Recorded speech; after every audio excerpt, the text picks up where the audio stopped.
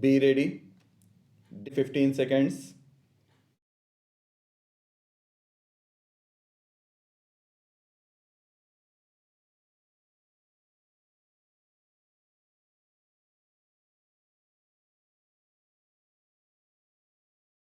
I have been surprised to read some comments on the speech I delivered at the recent conference of education ministers. I inaugurated the conference. I did not speak on any resolution, nor indeed did I see any resolution. I have not yet seen the precise resolution passed by the conference, though I have heard about it. I laid great stress in my speech on the necessity of a considerable number of our people knowing foreign languages and more especially English. This was in relation to our development programs and our second and subsequent 5-year plans. I pointed out that it would not be possible for us to go ahead with these plans unless there was a high standard of technical and scientific education, and that this standard could not be obtained at this stage without a full knowledge of at least one foreign language. As a matter of fact, scientists in any country today have to acquire knowledge of several languages in order to keep abreast of scientific literature. I did not say a word against Hindi. Indeed, I said something in favor of it. I took it for granted that Hindi was going to function more and more as a language in our education and administration, except in certain parts of India where the regional languages would be principally used. Nor did I say anything about the medium of instruction. About this, I have no doubt that it will have to be either Hindi or other regional languages. My positive stress was on a foreign language being learnt adequately. In the circumstances in India, this foreign language would inevitably be English, though I hope that other languages such as French, German, etc. would also be learnt. English today is by far the most widespread and important world language, and probably two-thirds of the scientific and technical books in the world are published in English. I find that most people have no idea of what industrialization implies.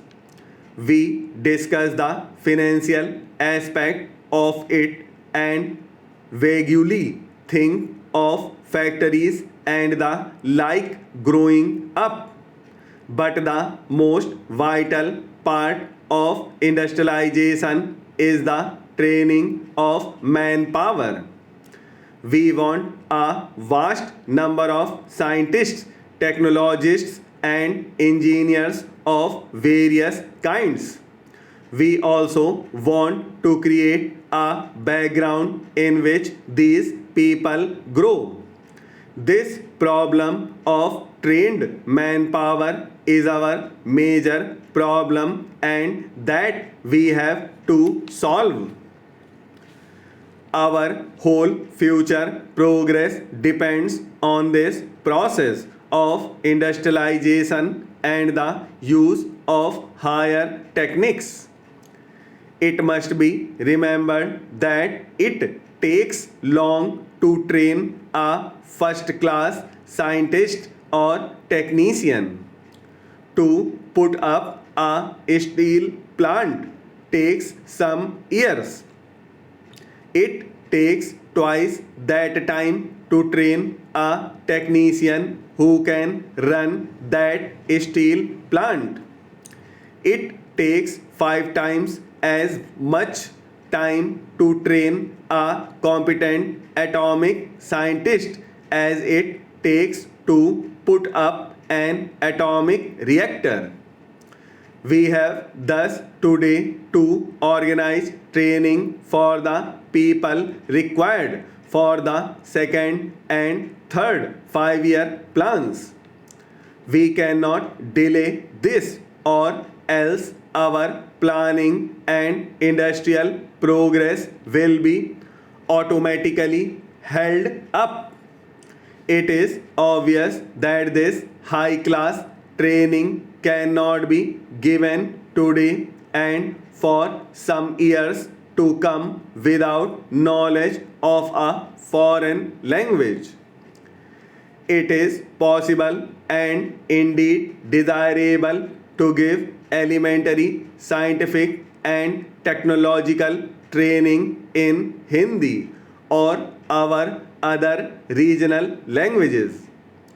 We can translate some textbooks as we have actually done.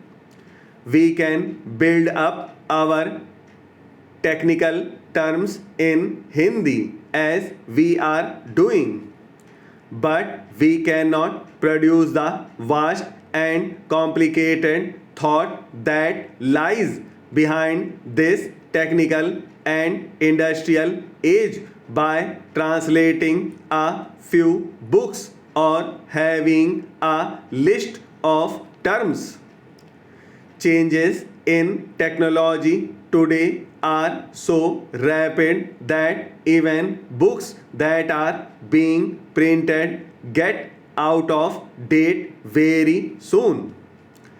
Every scientist has to keep up to date by reading many scientific and technical periodicals, usually in several languages.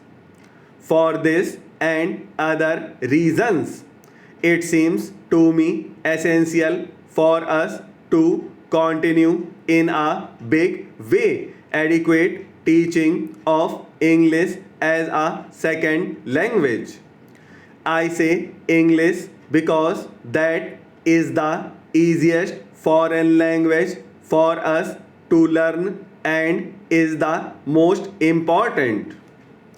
We should learn other foreign languages also.